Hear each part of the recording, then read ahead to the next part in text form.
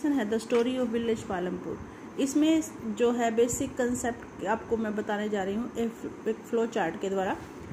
इसमें 3 कंसेप्ट हम कवर करेंगे, बुक के 3 टॉपिक हम कवर करेंगे आज फर्स्ट पार्ट में, क्योंकि वीडियो डिटेल में करने से डिस्कस करने से जो है ज़्यादा बड़ी हो जाती है और ज़्यादा बड़ी वीडियो बोरिंग हो जाती है, इसलिए हम क्लिप्स में पार्ट्स में इस लेसन को डिस्कस करेंगे। तो फर्स्ट 3 पार्ट जो बुक के हैं वो हम कवर करेंगे, लेसन के जो 3 टॉपिक हैं वो कवर करेंगे। तो पहला जो हमारा एक साथ में इसमें आप इस बात को ध्यान में रख के चलिए कि जो विलेज पालमपुर है ये सिर्फ एक इमेजिनरी हाइपोथेटिकल विलेज है, जिसकी जो है नहीं है, पर हम सबके जो आसपास गांव हैं उन सबसे मिलता जुलता है, उस गांव की एक्टिविटीज़ से मिलता जुलता है। तो इसमें इस स्टोरी के माध्यम से आपको प्रोडक्शन के बारे में बताया जा रहा है। तो प्रोडक्शन जो है वो इसमें आपको समझाई जा रही है कि हर कोई कुछ ना कुछ काम करता है। Everyone is indulging in any type of economic activity.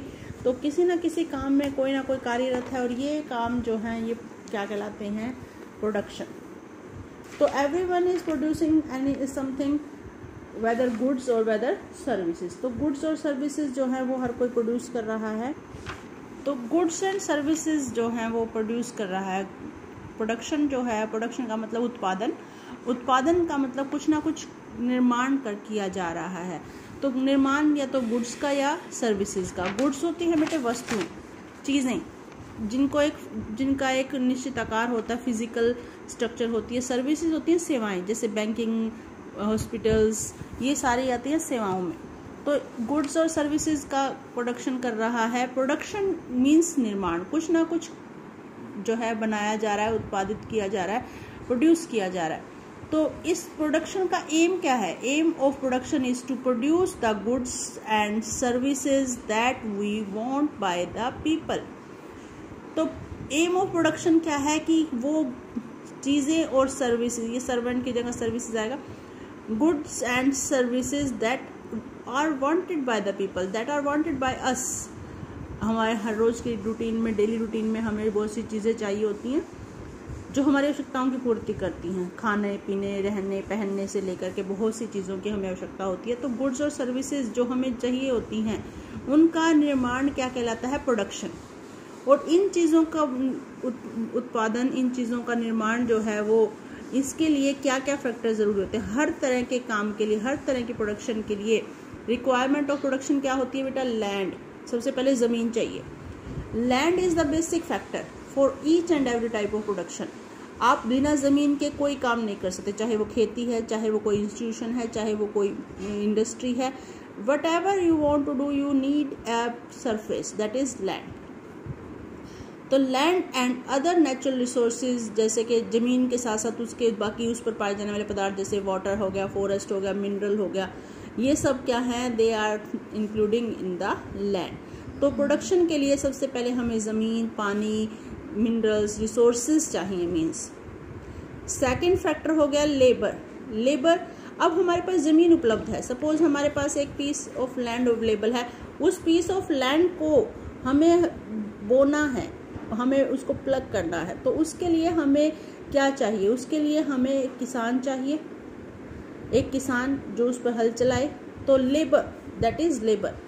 In economic sense, everyone, those who are doing any activity, economic activity, that is known as labor, उसे labor कहा जाता है। People who would do the work, जो कोई भी काम कर रहा है उसे labor कहा जाता है। इकोनॉमिक सेंस में हर कोई एक लेबर है। तो लेबर क्या है? पीपल जो काम करते हैं, लोग जो काम करते हैं, जैसे कोई टीचिंग का, कोई डॉक्टर का, कोई लॉयर का, तो फार्मर हैं, कारपेंटर हैं, तो they all are including in labour. Then third factor होता है हमारा फिजिकल कैपिटल। फिजिकल कैपिटल, जो भी इनपुट उसके अलावा हमें प्रोडक्शन में चाहिए होती हैं। The variety of inputs that are required at every stage during production. हमें हर समय उत्पादन के लिए जैसे औजार चाहिए, पैसा चाहिए, रॉ मटेरियल चाहिए, तो ये सभी चीज़ें फिजिकल कैपिटल में आती हैं। इसको हम 2 पार्ट में बांट देते हैं, एक तो फिजिकल कैपिटल, एक working capital. Fix capital, working capital. Fix capital होती है fix, by name it is clear, fix, जो एक बार फिक्स हो गई। जैसे हमने जो है वो कोई एक इंडस्ट्री शुरू की, उसके लिए जो हमने बिल्डिंग बनाई, उस फैक्ट्री की जो हमने बिल्डिंग बनाई, वो बिल्डिंग क्या है, एक बार बन गई, बार बार नहीं बनेगी।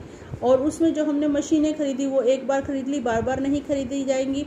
उसमें जो औजार हैं वो हमने एक बार खरीदे, बार बार नहीं खरीदे जाएंगे। मीन्स लॉन्ग टर्म इन्वेस्टमेंट, जिसमें हमने एक बार इन्वेस्टमेंट कर दी, जिसमें हमने एक बार पैसा लगा दिया, उसके बाद उस पे बार बार हर साल हर समय पैसा लगाने की ज़रूरत नहीं है। लॉन्ग टर्म इन्वेस्टमेंट होगी। सपोज आपने एक ट्रैक्टर खरीद लिया, और ट्रैक्टर खरीदने के बाद आपको उस ट्रैक्टर का प्रयोग सालों साल करेंगे, हर साल उस ट्रैक्टर पर पैसे नहीं लगाएंगे खरीदने के, वो हो गई आपकी फिक्स कैपिटल। यानी एक बार आपने उस पर पैसा लगाकर उसको उत्पादन के लिए फिक्स कर लिया, परमानेंट कर लिया, वो आप लॉन्ग टर्म के लिए यूज़ कर सकते हैं। तो example of fix terms are tools, machines, buildings etcetera. दूसरी होती है बेटा वर्किंग कैपिटल। वर्किंग कैपिटल होती है वर्किंग, जो वर्क में रहती है, प्रोसेस में रहती है, जिसे हम चेंज कर सकते हैं, दैट कैन इंक्रीज और डिक्रीज, जिसे हम घटा बढ़ा सकते हैं। सपोज जैसे कि मुझे फ़ायदा नहीं हो रहा है व्यापार में, और आपको वो, या मुझे फ़ायदा नहीं हो रहा है व्यापार में, आपको घाटा आ रहा है, तो आप सामान कम बनाने लग जाएंगे। आप 100 वस्तुएं बनाते थे, 100 गुड्स बनाते थे, आप 100 की बजाय आप डिक्रीज कर देंगे, 50 पर आ जाएंगे। फिर भी आपको फ़ायदा नहीं हो रहा तो आप और 20 पर आ जाएंगे। तो you can decrease the production by decreasing raw material and by putting less money in that, जो पैसा आप लगा रहे हैं। तो ऐसी चीज़ें जिन्हें आप घटा बढ़ा सकते हैं, आपको फ़ायदा हो रहा है, बहुत लाभ हो रहा है, तो आप रॉ मटेरियल ज़्यादा मंगवा लेंगे, ज़्यादा मंगवा करके आप ज़्यादा सामान बनाने लग जाएंगे, मनी ज़्यादा पैसा लगाएंगे। आपने 5 लाख रुपए लगाए थे, आप 10 लाख लगा देंगे। तो यू कैन इंक्रीज और decrease. Fix capital you can not increase, once you invested that will remain same. और वर्किंग कैपिटल, जो एक बार आपने इन्वेस्ट की, हर साल आपको उन पर पैसा लगाना पड़ता है। फिक्स कैपिटल पर हर साल पैसा नहीं लगाना पड़ता, वर्किंग कैपिटल पर हर साल पैसा लगाना पड़ता है।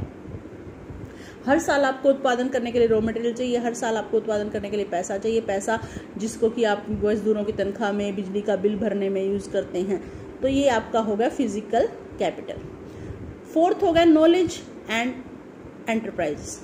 अब ये सारे फैक्टर हैं, land, labour, physical capital, land, labour, physical capital. अब इन तीनों फैक्टर्स को यूटिलाइज करने का किसको पता है? Entrepreneur, enterprise, that is knowledge of human being, human capital जिसे हम कहते हैं।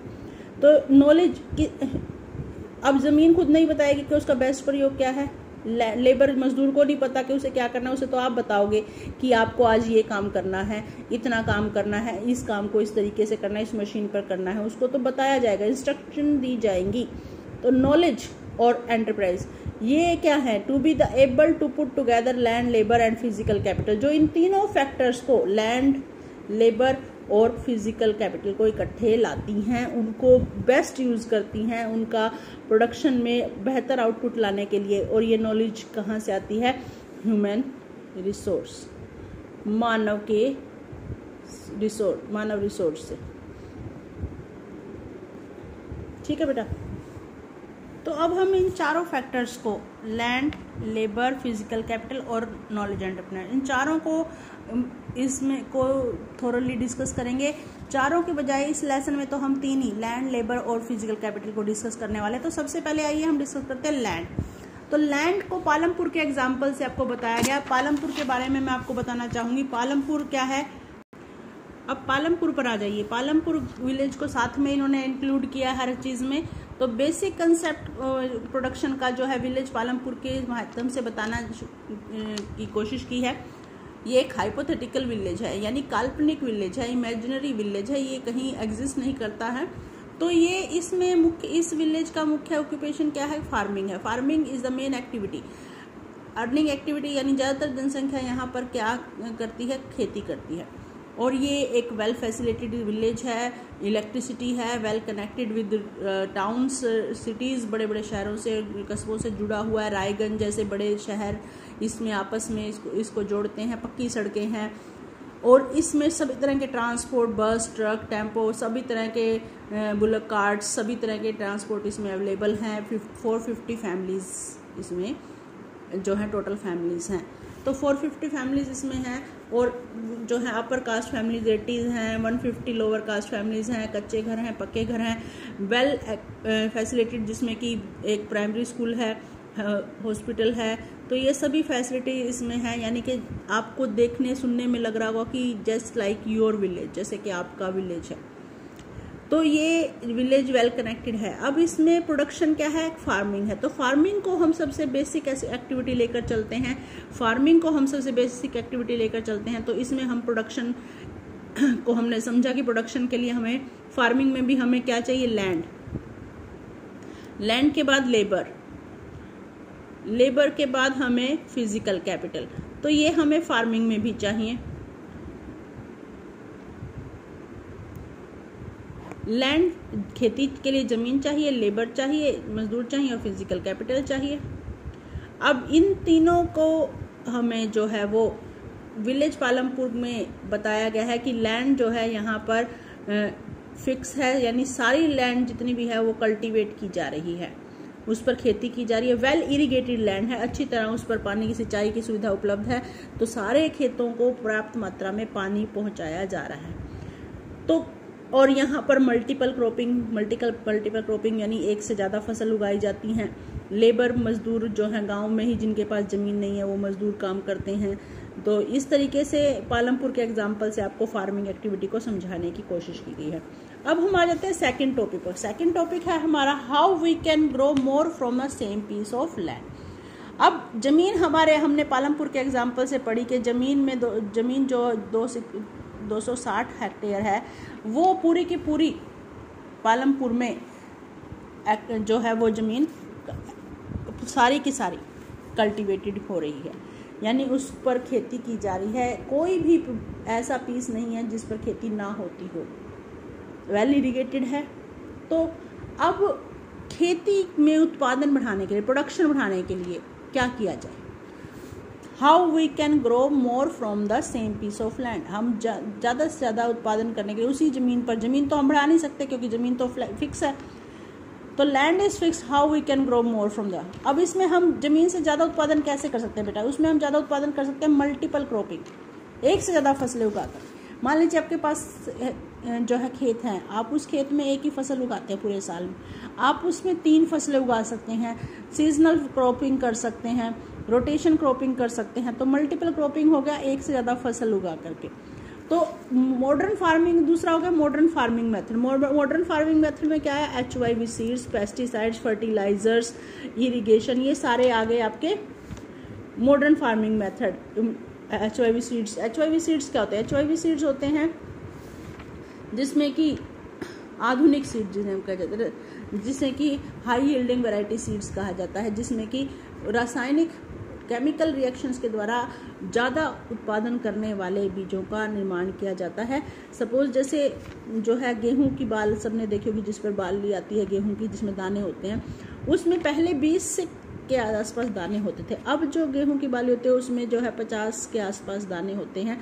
मीन्स 20 से 50 पर, एक पौधे पर बाल में 20 से 50 दाने हो गए, यानी प्रोडक्शन बढ़ गया। यानी पहले 1300 kg एक जो है उत्पादन होता था मान लीजिए, अब जो है उसी 1300 kg उसी सेम पीस ऑफ लैंड पर 3200 kg उत्पादन होने लगा, यानी 1300 kg की जगह अब 3200 kg 3200 kg जो है प्रोडक्शन होने लगी है।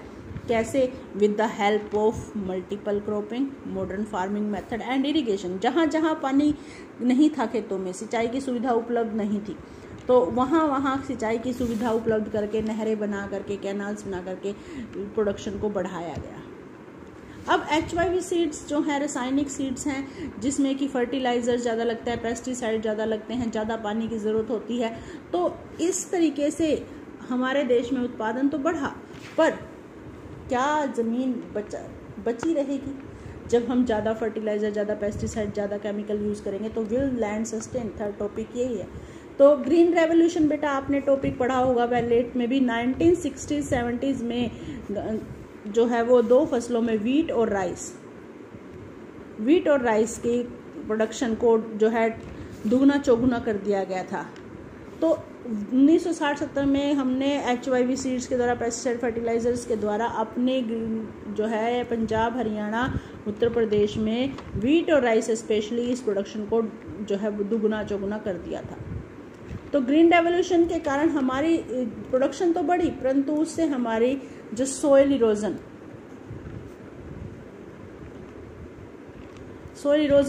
जो है वो हमारा हुआ, लैंड डिग्रेडेशन हुआ, ज़मीन की उत्पादन क्षमता पर फर्क पड़ा। अब हमारी ज़मीन जो है वो उतना उत्पादन नहीं कर पाती, उसकी उपजाऊ शक्ति दिन प्रतिदिन घटने लगी, क्योंकि उसको हैबिट पड़ गई, उसको आदत पड़ गई किसकी, पेस्टिसाइड्स की, फर्टिलाइजर्स की, ज़्यादा पानी की। तो in this way the quality of land will not remain same by using HYV seeds, pesticides, fertilizers. So these are our 3 topics. I hope you will understand, you will able to know, and now read the lesson up to here, and please like and subscribe my channel. Thank you.